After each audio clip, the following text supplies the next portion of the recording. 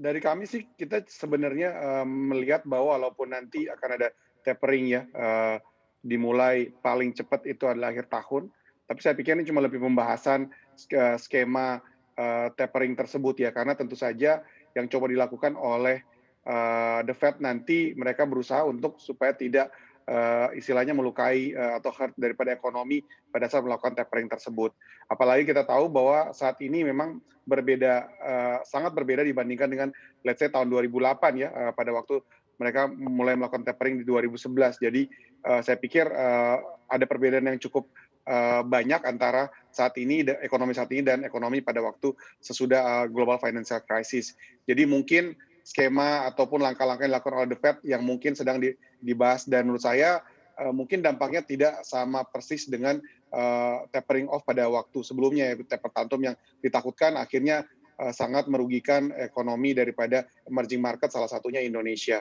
Kalau kita lihat memang, kalau dari timeline sendiri paling cepat benar akhir tahun, tetapi kalau kita lihat dari inflasi sendiri memang masih belum mencapai daripada target, Amerika sendiri ya. Kita tahu bahwa target untuk melakukan tapering masih jauh ya untuk dari inflasi sendiri dan memang, kita lihat walaupun harga-harga komoditi sudah mulai naik, tetapi ada beberapa, komoditi dasar seperti energi yang masih baru naik dibandingkan dengan bahkan nggak usah bandingkan 2011 ya, tapi dibandingkan dengan 2017 sendiri masih, lebih rendah ya. Jadi mungkin, take some time sebelum terjadinya tapering tersebut. Dan menurut saya dampaknya mungkin tidak akan separah pada waktu kita terjadi, tapering waktu tahun 2011 ya, di mana kita tahu ekspor Indonesia sekarang, GDP Indonesia tidak terlalu dipengaruhi oleh ekspor lagi ya, di mana walaupun porsi komoditi masih cukup besar, tetapi, dibandingkan dengan GDP sudah tidak terlalu besar dan juga kita lihat bahwa cadangan devisa maupun struktur ekonomi Indonesia sudah semakin jauh lebih baik daripada sebelumnya. Jadi, dampaknya terhadap pelemahan rupiah dan lain-lain saya pikir tidak akan separah pada, tahun-tahun sebelumnya ya. Oke, Pak Faras, Anda sepakat bahwa, risiko tapering kalaupun akan dilakukan oleh The Fed akhir tahun atau tahun depan ini akan lebih nggak terlalu mengerikan seperti sebelumnya? Ya, kalau saya pikir saya setuju dengan Pak Jemi bahwa ini berbeda dengan dulu ya kondisi tahun, krisis 2008 ya.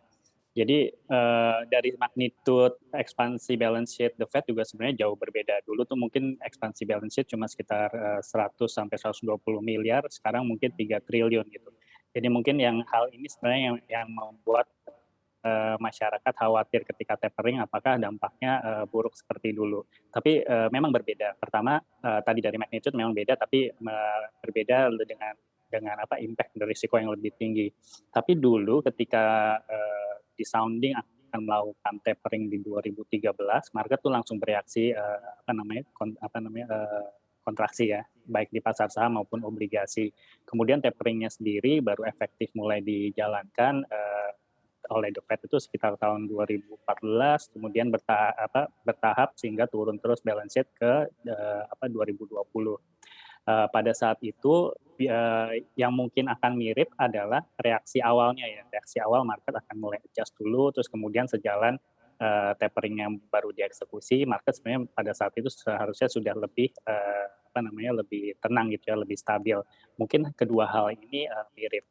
Nah, tapi yang akan membedakan adalah kalau dulu saya ambil contoh yang tingkat ini ya, real rate di bonds ya. Kalau dulu di Indonesia real rate kita sangat rendah pada masa 2013 pada pertama diwacanakan tapering itu hanya di bawah 2 percentage point. Nah, sekarang sangat tinggi, sekarang 5 percentage point. Jadi hal ini yang diharapkan ketika nantinya mulai misalnya akan mulai di-sounding wacana tapering di akhir 2022, saya sih berharap harusnya tidak akan impact koreksinya seperti dulu.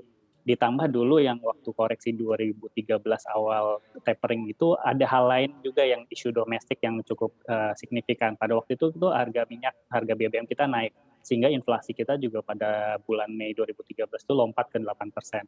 Nah, hal ini juga yang menyebabkan koreksi besar di pasar obligasi maupun saham di Indonesia pada waktu itu dan seharusnya di saat ini tidak terjadi hal seperti itu. Untuk informasi lebih lengkap dan berita terkait, jangan lupa klik link di deskripsi. Install juga aplikasi CNBC Indonesia di App Store maupun di Play Store dan please subscribe ya guys.